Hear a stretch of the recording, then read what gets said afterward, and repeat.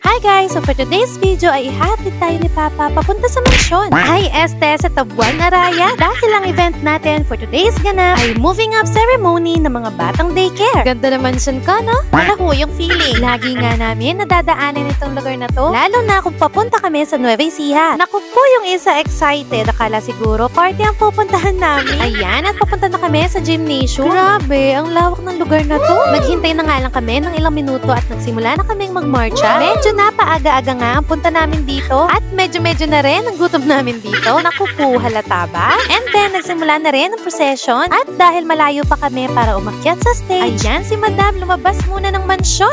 Okay guards, open the gate. Ay, ang feeling talaga. O, eto na, ipaflex ko lang ang Malacanang Palace. Charis, naubos na kasi ang dala kong baon. Kaya naman, for the gutom ang mga person, ang bibilis nga tumusok ng mga kasama kong bumibili. Buti na lang ay hindi ako nagpapahuli. Ito nga, pagbalik ko ay ganito na ang makikita ko. Parang nagmistulak party dahil sa mga character balloon. Dala na din siguro sa kainipan ng mga bata. Lumipas nga ang mga oras ay dumating na si Mayora. Uy, hindi si Doraemon ha. Excuse me, Doraemon.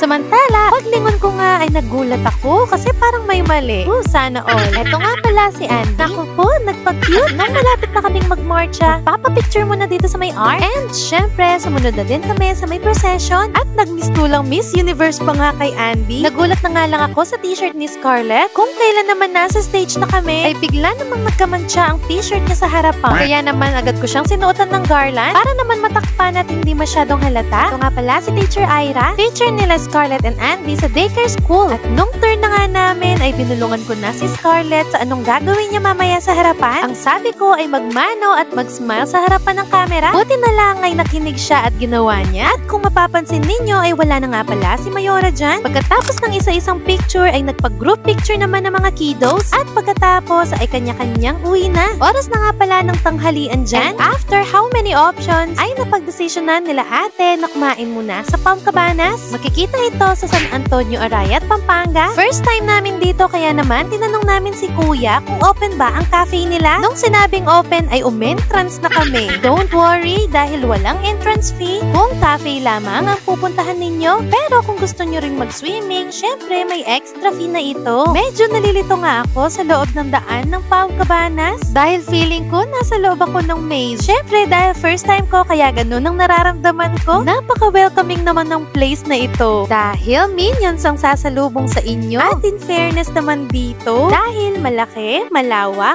at malinis ang kapaligiran. At syempre, nakaka-relax din. Ayan, at nandito na kami sa cafe. And then, nasaktuhan pa na kami lang ang customer dito sa cafe. Si Scarlett naman, hindi halatang masaya siya. Natutuwa nga din siya sa pagsa-sightseeing sa mga fishes. And then, napansin ko na yung swimming pool ay parang cake. May first, second, and third level. Actually, hindi lang yan ang swimming pool nila. Pero syempre, cut muna dahil kakain muna tayo. Spaghetti, beef broccoli, sweet and sour fish fillet, and fried rice ang in-order nila ate. Yon, kasarap naman kumain ng mga bata. Masarap ba? Ayan, sige madam, lamon lang ng lamon. Wala nga pala si Pepperons dyan dahil nasa Manila pa siya niyan. O siya, that's all. Thank you for watching. Bye! God bless!